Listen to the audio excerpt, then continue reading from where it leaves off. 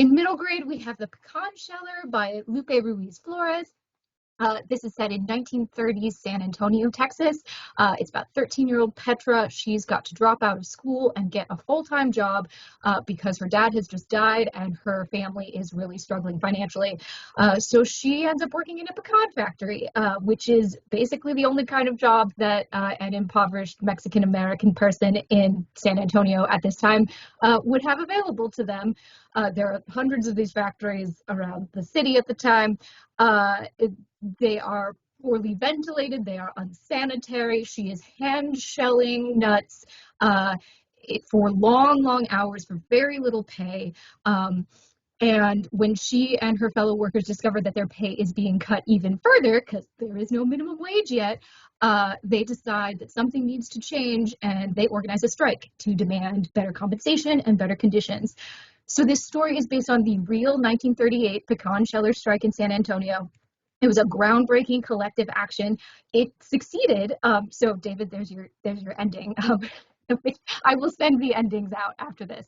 But there was retaliation and pushback from factory owners after the fact.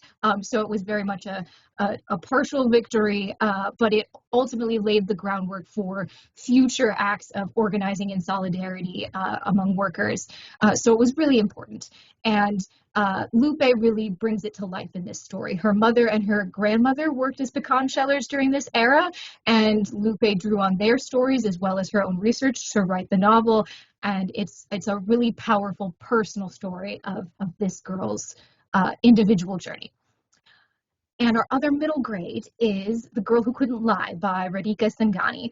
It is a delightful, heartwarming, very funny story about a girl named Priya who is constantly lying to her family and friends so that they won't worry about her or have their feelings hurt or create some kind of conflict. It ranges from like, yes, Dad, dinner was delicious, to, yes, I'm ready to practice more and more hours for my gymnastics team. I don't care what it takes. I am all in on this. And narrator's voice, she was not all in on this.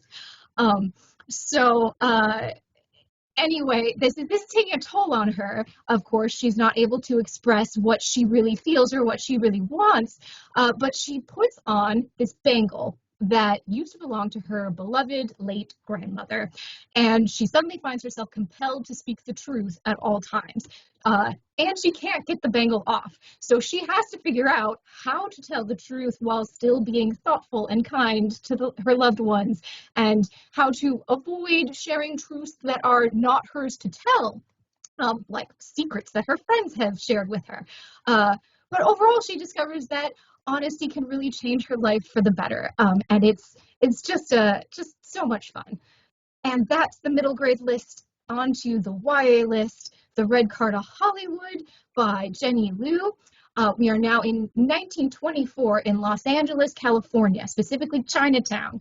16-year-old Ruby is a second-generation Chinese-American girl who has been secretly dating a white boy and has just been dumped by him, but not soon enough because word of their relationship has gotten out, and Ruby's parents are mortified. They are very traditional first-generation immigrants.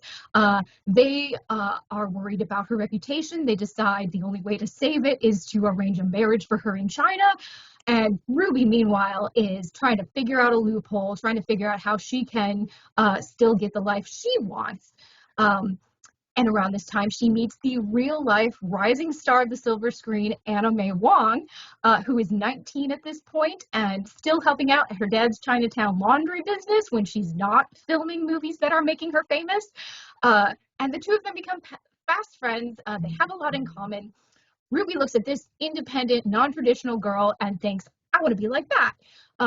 But of course, it is not so simple for either of them.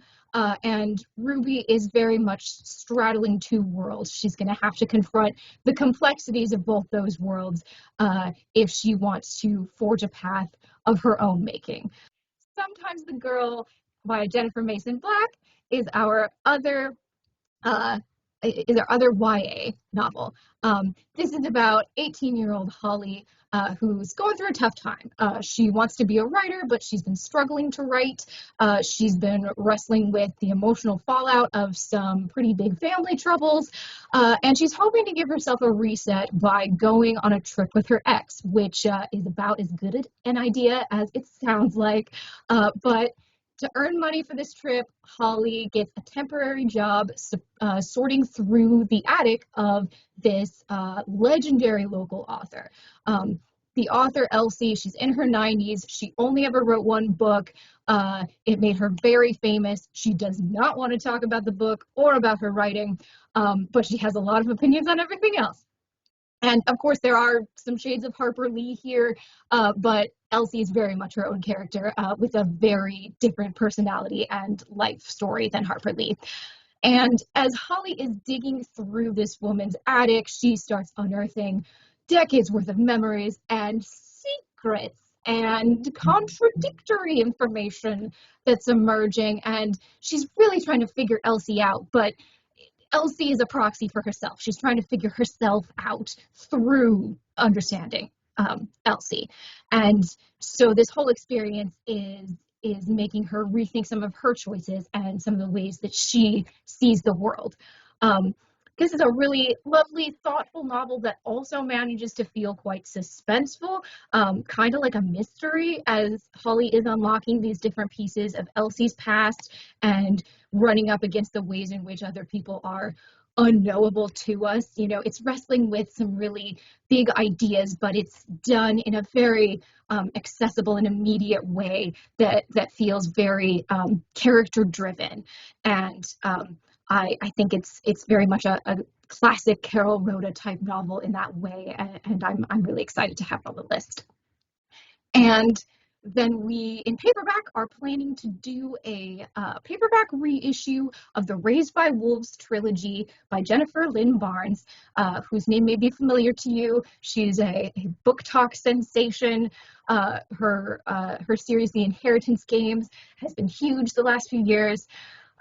These books were published originally in the 2010s, and they're about a human girl who is adopted by a werewolf pack, and they've got that romantasy vibe that is really coming into prominence in the market right now. So the plan is to bring those back.